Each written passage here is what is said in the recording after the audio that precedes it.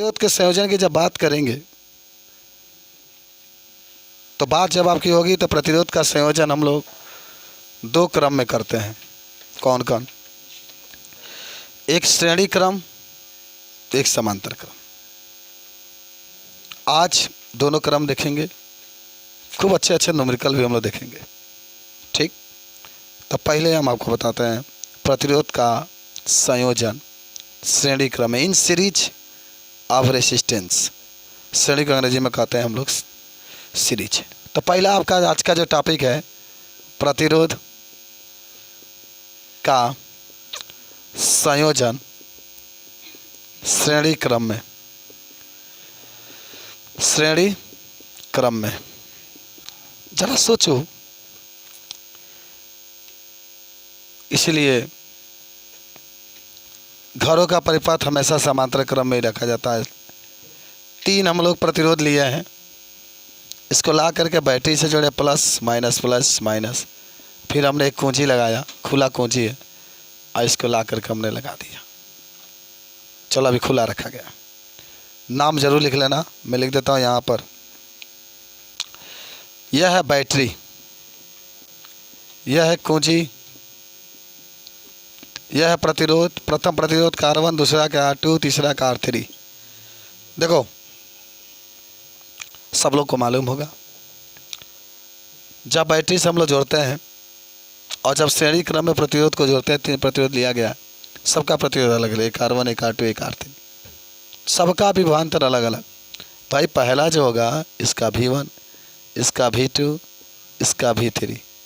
ठीक है ना, बहुत ध्यान से समझना, इस पर खूब न्यूमेरिकल आपका है।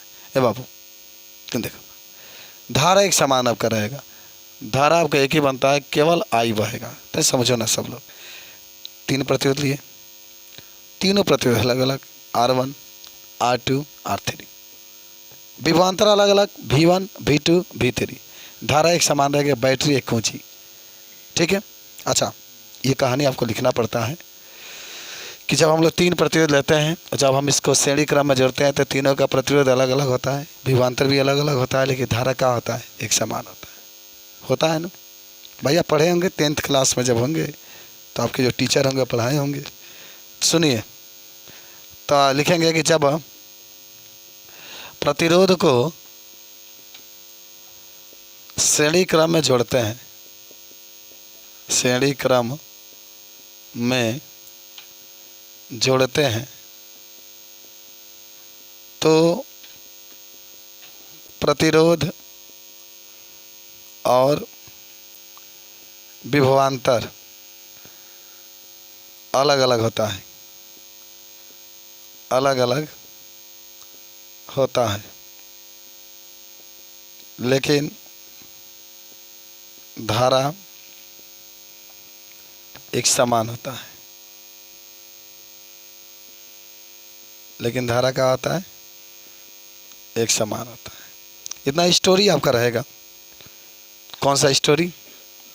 प्रतिरोध को श्रेणी क्रम में जोड़ा उसका स्टोरी, कि जब हम लोग प्रतिरोध को श्रेणी क्रम में जोड़ते हैं तब प्रतिरोध और विभवांतर अलग अलग होता है, लेकिन धारा एक समान बहता है। 10 एम्पीयर की धारा अगर इसमें बहता है तो 10 एम्पीयर का इसमें भी बहेगा, 10 एम्पीयर का इसमें भी बहेगा।